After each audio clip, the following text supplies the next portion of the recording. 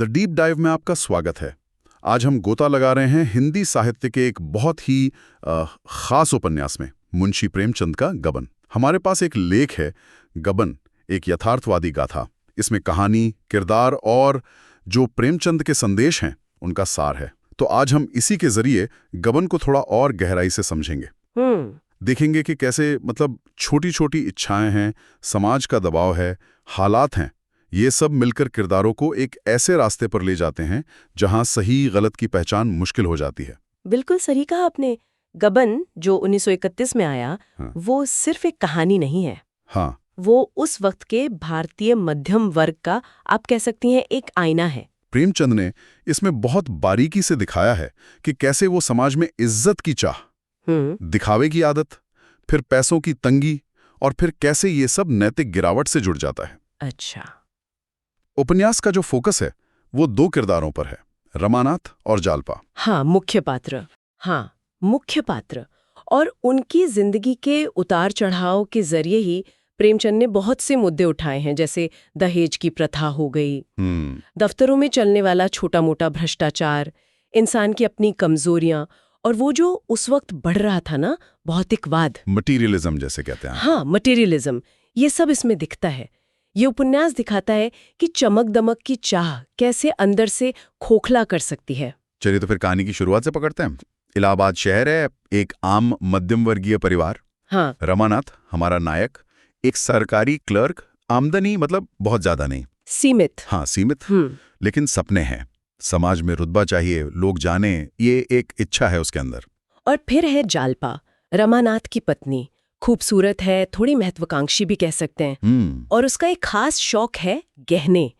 लेख बताता है कि उससे मायके से कुछ गहने मिले थे, पर शायद उतने नहीं जितनी उसकी इच्छा थी। अच्छा। और यहीं से कहानी में पहला पेंच आता है। ये सिर्फ एक शौक नहीं था उस जमाने में। अच्छा, क्या था फिर? ये एक तरह से सामाजिक प्रतिष्ठा का पैमाना भी था, खासकर महिलाओं के लिए। तो रमानाथ पर एक अनकहा सा दबाव बनने लगता है। हाँ, समझ सकता हूँ।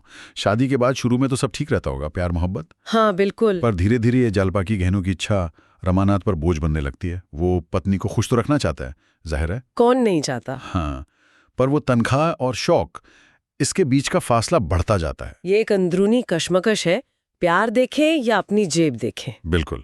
और प्रेमचंद ने यहाँ बहुत अच्छे से दिखाया है उस आम आदमी की दुविधा को, जो अपनों की खुशी के लिए चादर से बाहर प्यार पसारना चाहता है। और ये दबाव सिर्फ घर का नहीं था। नहीं, दफ्तर का माहौल भी, लेख में इसका जिक्र है। वहाँ जैसे ऊपरी आमदनी का चलन था। अच्छा, रिश्वत वगैरह? हाँ, छोटी मोटी रिश्वत या हिसाब में हेर फेर, रमानाथ ये सब देखता था। शुरू में तो वो बचता रहा। उसका एक साथी भी था, देवीदीन, वो उसे उकसाता भी था कि भाई सब करते हैं, तुम भी थोड़ा हाथ साफ कर लो। पर रमानाथ का ज़मीर रोकता था उसे। लेकिन माहौल का असर तो पड़ता होगा। बिल्कुल। वो रोज देख रहा है कि ईमानदारी से शायद उतनी तरक्की ना हो जितनी थोड़ी समझदारी दिखाने से हो जाए। यहीं पर कहानी में एक अहम मोड़ आता है, जैसा लेख इशारा करता है। हाँ। कोई सामाजिक मौका होता है, शायद शादी वगैरह, जहां जालपा को लगता है कि उसके पास गहने कम है। उसे शर्मिंदगी महसूस होती है। हाँ, और ये बात उसे चुभ जाती है। फिर वो रमानाथ से नए गहनों की, खासकर वो चंद्रहार होता है ना, हाँ, चंद्रहार, उसकी जिद करने लगती है। और यहाँ रमानाथ शायद टूट जाता है। हाँ, पत्नी की उदासी, समाज में वो कमतर महसूस होने का डर, ये सब मिलकर उसे कर्ज लेने पर मजबूर कर देते हैं। वो एक साहूकार से ऊंचे ब्याज पर कर्ज ले लेता है, और ये कर्ज का जाल ऐसा है कि वो फंसता ही चला जाता है। एक जरूरत पूरी करो तो दूसरी खड़ी हो जाती है। और इसमें जालपा की सहेली रतन का भी कुछ रोल था। हाँ बिल्कुल, आग में घी डालने वाला काम। लेख बताता है कि रतन अमीर घर की थी, नए जमाने की महिला। अच्छा। वो जालपा के सामने अपने गहनों का, अपनी अमीरी का प्रदर्शन करती थी। अब इससे जालपा की इच्छाएं तो और भड़केंगी ही। हाँ, तुलना होने लगती है। बिल्कुल। प्रेमचंद यहाँ दिखा रहे हैं कि कैसे ये दूसरों की देखा देखी, ये सामाजिक तुलना हमें अपनी हकीकत हकीकत से दूर ले जाती है। बिल्कुल। रतन शायद जानबूझकर नहीं कर रही, पर असर तो बुरा ही हो रहा था। तो अब रमानाथ पूरी तरह फंस चुका है, कर्ज का बोझ है, साहूकार पीछे पड़ा है, घर में जालपा की उम्मीदें हैं। हाँ, मानसिक दबाव बहुत ज्यादा है। और इसी उथल पुथल में उसे दफ्तर के पैसों में गबन करने का मौका मिलता है। गबन मतलब सरकारी पैसा उड़ाना। हाँ, सरकारी खजाने से हेराफेरी, और ये छोटी मोटी रकम नहीं थी। तो उसका मन कांपा नहीं होगा? उसने ये कैसे कर लिया? कांपा तो जरूर होगा, पर लेक इशारा करता है कि उसने शायद खुद को ये कहकर मनाया कि बस थोड़े दिन की बात है। अच्छा, कि पैसे आते ही वापस रख दूंगा। हाँ, कि किसी को पता भी नहीं चलेगा। ये जो खुद को धोखा देना होता है ना, हाँ, रैशनलाइजेशन। बिल्कुल, ये पतन की राह का पहला कदम होता है। वो भूल जाता है कि बेईमानी की राह पर जाना आसान है, लौटना मुश्किल। और विडंबना देखिए, वो उस पैसे से करता क्या है? वही जिसका जालपा को इंतजार था। वो सबसे पहले जालपा के लिए चंद्रहार और दूसरे गहने खरीदता है। ओहो। जालपा तो खुश हो जाती है। उसे क्या पता कि ये चमक झूठी है, ये खुशी चोरी के पैसों की है। प्रेमचंद यहाँ बहुत मार्मिक ढंग से दिखाते हैं कि झूठ पर टिकी खुशी कितनी खोखली होती है। रमानाथ को शायद पल भर का सुकून मिला होगा, लेकिन जमीर पर बोझ तो आ गया ना, हमेशा के लिए। और ये चोरी छिपती थोड़ी है। कहाँ छिपती है? जैसा होना था, दफ्तर में ये हेराफेरी पकड़ में आ जाती है, हिसाब में गड़बड़ी मिलती है। और शक सीधा रमानाथ पर। हाँ, शक की सुई उसी पर टिकती है।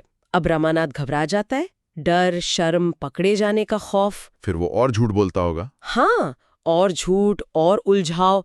उसका व्यवहार बदलने लगता है, चिड़चिड़ा हो जाता है, घबराया हुआ रहता है, रातों को सो नहीं पाता। और जालपा, उसे कुछ पता नहीं चलता। धीरे धीरे वो महसूस करने लगती है, देखती है कि रमानाथ पहले जैसा नहीं है, खोया खोया रहता है, नजरें चुराता है। पूछती होगी वो। हाँ, पूछती है, पर रमानाथ टाल जाता है। उसमें हिम्मत ही नहीं है सच बताने की।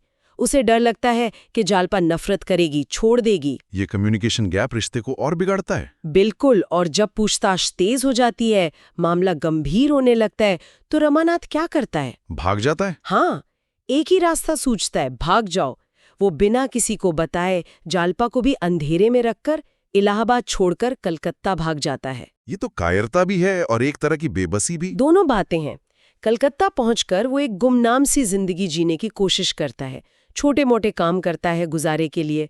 लेकिन मन की शांति। वो कहा, अपराध बोध उसका पीछा थोड़ी ही छोड़ता है। हर आहट पर डरना, पुलिस वाले को देखकर सहम जाना, मन का चैन तो गया। प्रेमचंद यही दिखाते हैं कि जमीर की सजा सबसे बड़ी होती है। और इधर इलाहाबाद में जालपा का क्या हुआ होगा? उस पर तो जैसे पहाड़ टूट पड़ता है। जब उसे पूरी सच्चाई पता चलती है गबन की, भाग जाने की, तो पहले तो वो बिल्कुल बिखर जाती है। जाहिर है, भरोसा टूटता है। हाँ, भरोसा टूटता है, प्यार पर सवाल उठता है। लेकिन यही कहानी एक बहुत ही असाधारण मोड़ लेती है। यहाँ जालपा का चरित्र उभरता है। अच्छा, कैसे? हाँ, ये उसके सफर का सबसे अहम हिस्सा है।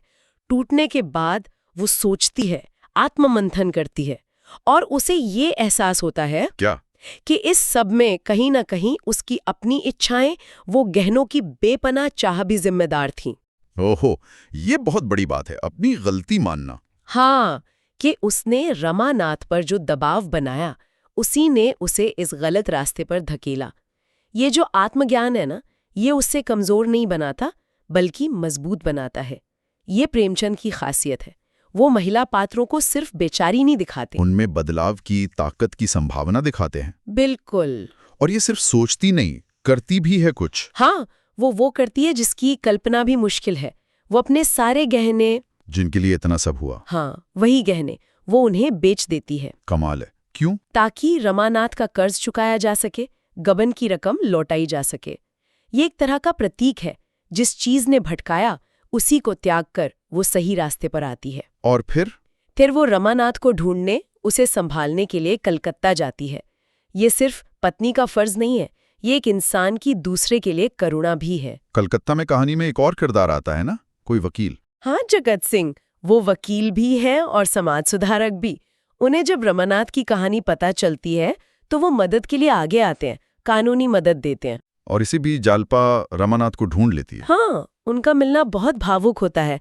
जालपा गुस्सा नहीं करती, उलाहना नहीं देती। वो रमानाथ की हालत देखकर दुखी होती है। वो उसे माफ कर देती है। हाँ, हाँ। और उसका साथ देने का वादा करती है। ये जो क्षमा है, ये जो प्रेम है यही कहानी को एक नई दिशा देता है। रमानाथ पर क्या असर होता है इसका? वो भी बदलता है। जालपा का ये रूप देखकर, जगत सिंह जैसे लोगों की मदद पाकर उसमें हिम्मत आती है। किस बात की हिम्मत? अपनी गलती का सामना करने की।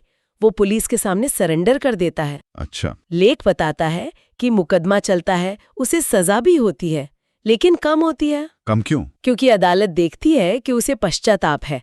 उससे गबन की रकम लौटाने की कोशिश की है जो जालपा ने गहने बेचकर जुटाई थी, तो उसके पश्चाताप को ध्यान में रखा जाता है। यहाँ प्रेमचंद शायद न्याय व्यवस्था में भी एक मानवीय पहलू दिखा रहे हैं। बिल्कुल, सुधार की गुंजाइश होनी ही चाहिए।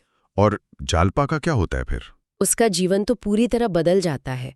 वो रतन जैसी सहेलियों से, उस दिखावे की दुनिया से दूर हो जाती है। गहनों की जगह अब उसकी दिलचस्पी सामाजिक कामों में है, दूसरों की मदद करने में।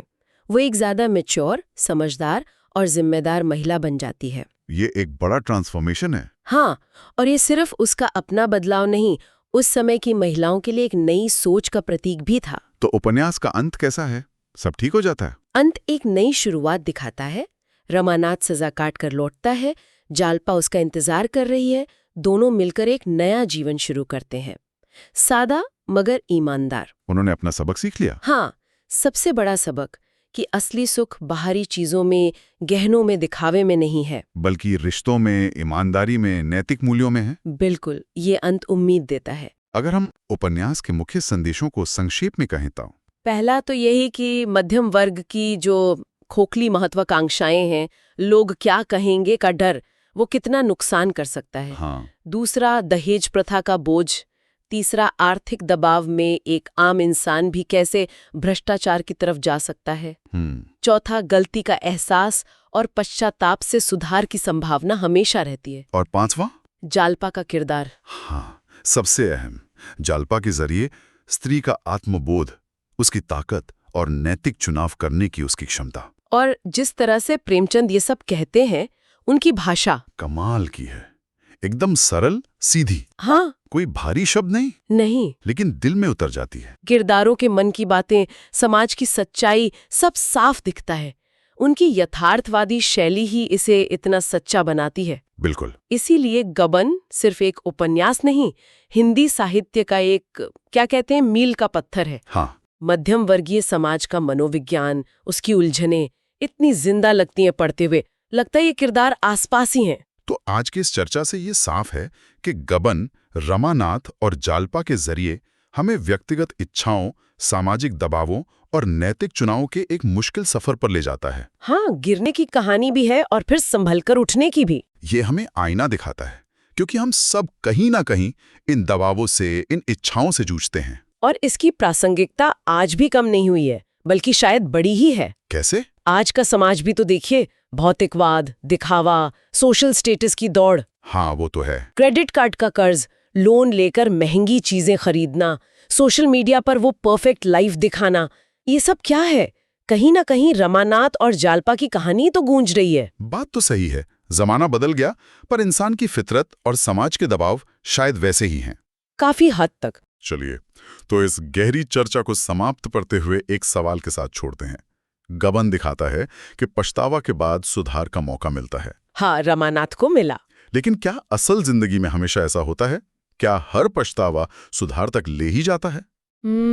सोचने वाली बात है। और आज के दौर में, जहां सफल दिखने का दबाव इतना ज्यादा है, अपनी महत्वाकांक्षा और अपनी ईमानदारी के बीच वो संतुलन साधना कितना मुश्किल है। उपन्यास का संदेश तो साफ है, सच्चा सुख चीजों में नहीं, मूल्यों में है। हाँ, संदेश तो साफ है। पर इस भागदौड़ वाली दुनिया में इस रास्ते पर चलना कितना आसान है या कितना मुश्किल? इसी सवाल के साथ आज की ये बातचीत यहीं खत्म करते हैं।